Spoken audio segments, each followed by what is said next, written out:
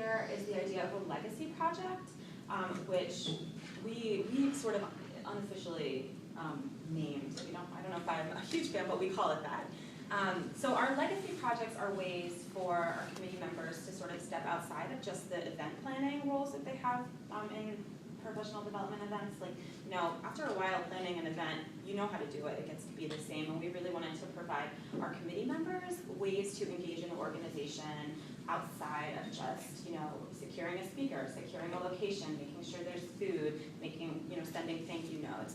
So we have these legacy projects, which are ways that our committees plug into other projects that committees may be working on, or can step up and be a liaison to a different committee. So for an example, we have a committee member, Emma, who is really interested in strategic planning, and she signed up to be a part of the strategic planning task force as they looked at YNPN DC's 3-year strategic plan.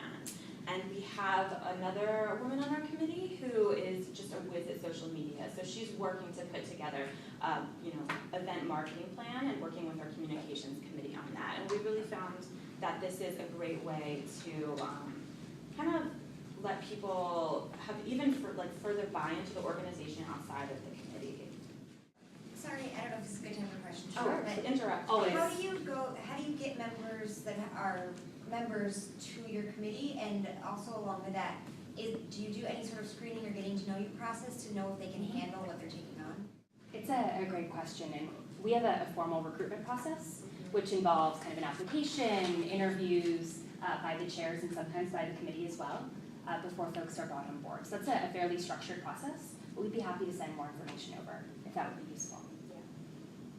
And then you'll see some tips, and we'll pass out a handout in a little while with kind of a larger list of tips. I don't feel like you have to jot them all down.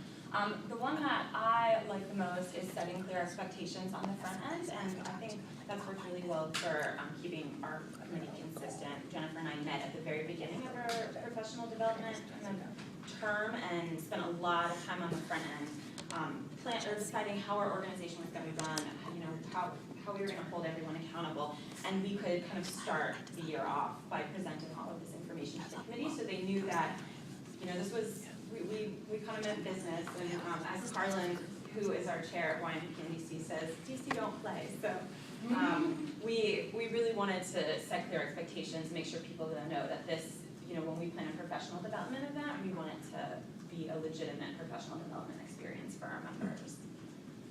Awesome. And then in terms of programming aspect of it, so we started, and I'm going to bounce back to Jennifer because she can describe this better than me. We started with a workout, which is, I'm going to maybe botch this, but a model that GE uses to sort of brainstorm ideas and make quick decisions with programming. I don't know if you want to expand on that. Has anyone done a workout before in their organizations? It's a really cool model, so I'm happy to share some information afterwards, but it's typically a full day process. We modified it significantly for our purposes, but it's a way to build buy-in, to get ideas from a large group, and to make decisions on them very, very quickly, as well as determine a plan for execution. So if all of us were to go into a room, talk about event planning, so we want to talk about professional development programming for the year and how we would do it. We'd go in with that topic, we'd break into groups, everyone would kind of brainstorm different lists of challenges and ideas, solutions. You then present them to whoever the leader was, so maybe our chair in this case.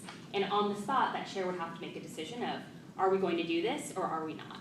And so it's very transparent kind of accountability and whatnot. Again, we modified it significantly. We wanted this to be something that our whole group bought into. So as a team, we made decisions about how we wanted to take our programming forward. But it is a helpful model if it's something that you all are interested in doing as well. Yeah, it's really great, and I suggest